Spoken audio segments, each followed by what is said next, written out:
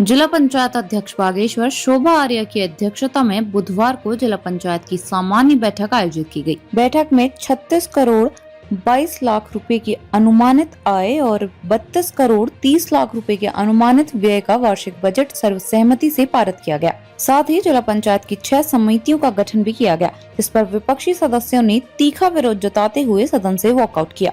बैठक की शुरुआत में प्रस्तावित आय व्यय का ब्यौरा सदन के समक्ष प्रस्तुत किया गया, जिस पर चर्चा के बाद बजट को सर्वसहमति से मंजूरी दी गई। इसके पश्चात अध्यक्ष शोभा आर्य ने उत्तर प्रदेश नियमावली 1970 के तहत अपने अधिकारों का प्रयोग करते हुए 6 समितियों के गठन की घोषणा की। इस प्रस्ताव का अनुमोदन जिला पंचायत सदस्य दीपक खुलबे ने किया।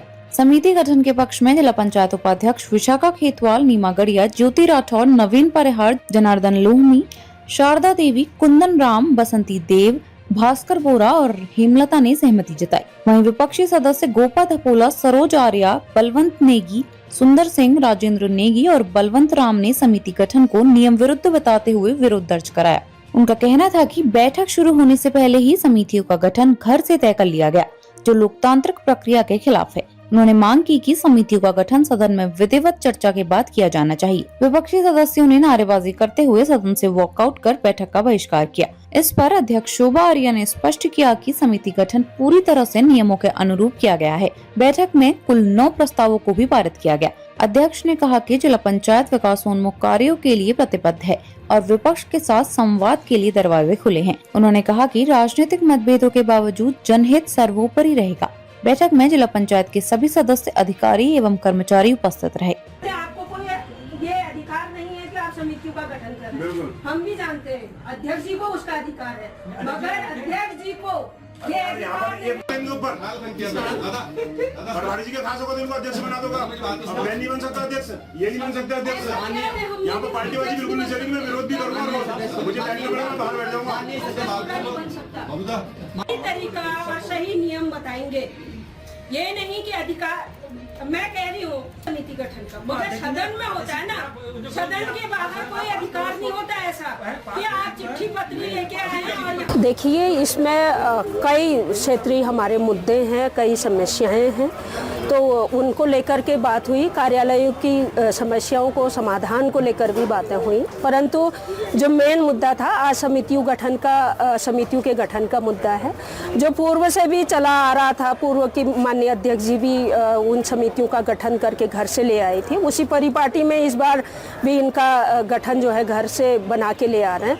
तो जिसका हम कह रहे हैं कि आपकी जो इच्छा है, जिसको आप जिस समिति में रखना चाहते हैं आप रखिए। जो नियम बोलता है, नियम जो कहता है कि समितियों का गठन सदन के अंदर होगा, सदन में उनके अधिकार, कर्तव्य, अधिकार क्षेत्र बताए जाएंगे, तो वो अपर मुख्य अधिकारी उसमें कहते हैं कि जब मेरे को अध्यक्ष जी आदेश देंगी तब हम उन अधिकारों को, कर्तव्यों को करेंगे। और उसके बाद मेन बात यह है कि समितियों का गठन नियमानुसार होना चाहिए। कहीं पर बंद कमरे में या इस तरीके से अपने चहेते को किसी समिति में रखना एक सदन के लिए ये पूरी तरह से मैं कहूँगी कि एक विरोधाभास को जन्म देने वाला बीज आज यहाँ इस जिला पंचायत में पुनः बोया गया है। हाँ, वही तो हम कह रहे हैं, जो लोग हाथ उठा रहे हैं वो वही लोग हैं जिनको नियोजन समिति में या अन्य समितियों में रखा गया है। वही लोग वो वहाँ पर हाथ उठा रहे हैं। मतलब हम ये कह रहे हैं कि आप उन्हीं को रखिए, हमको कोई एतराज़ नहीं है। वो हमारे बीच के मेंबर हैं। आपको लगता है कि वो हमारी हर बात में सहमति जताएंगे तो आप उनको रखिए, परंतु सदन के अंदर उसका गठन कीजिए। जो नियम बोलता है, जो हमारी नियमावली बोलती है, उसके अनुसार आप गठन कीजिए। हमारा कहना ही है। सारी कमियां हैं। एक तो सबसे बड़ी कमी है कि हमारे पास जब तक यहाँ पर एमए जो प्रॉपर जो है नहीं आएंगे यहाँ पर, क्योंकि अभी जो एमए यहाँ पर हैं जोशी जी, ये चार्ज में इंजीनियर हैं और इनको चार्ज दिया गया। जब तक वो नहीं आएंगे एक तब तक सिस्टम मुझे लगता है कि सुलझेगा नहीं सही से। और जिस हिसाब से मीटिंग हो रही है, पूरी की पूरी मीटिंग में जो है राजनीतिकरण है।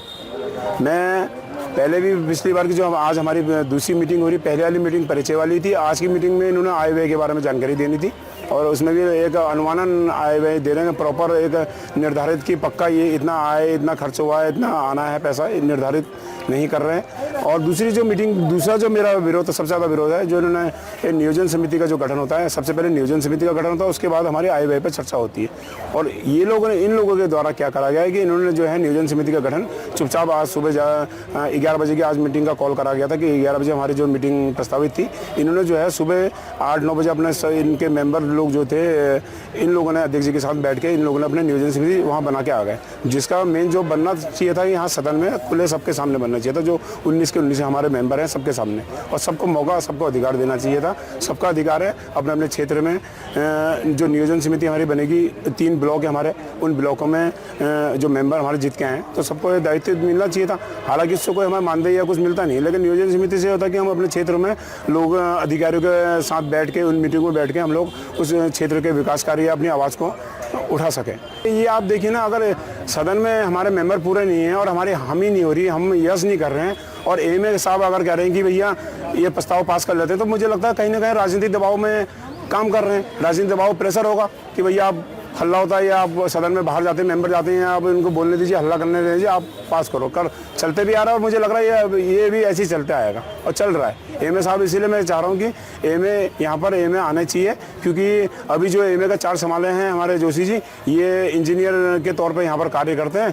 प्रॉपर एमए जो पहले राकेश जी थे और भी थे, तो ऐसे एमए यहाँ पर आएंगे तो मुझे लगता है तभी मिल बैठ के हमारा सदन भी चलेगा और तभी आगे विकास की गाड़ी भी चलेगी। सबसे पहले तो आप सभी मीडिया वालों का बहुत बहुत धन्यवाद। और आज हमारे जिला योजना की बैठक थी, आज हमारी द्वितीय बैठक थी, तो इसमें अभी समितियों का गठन भी हो गया है और सभी यहाँ माननीय सदस्य भी लोग यहाँ पर पहुँचे हुए हैं और आय व्यय भी यहाँ पर पास हो गया है।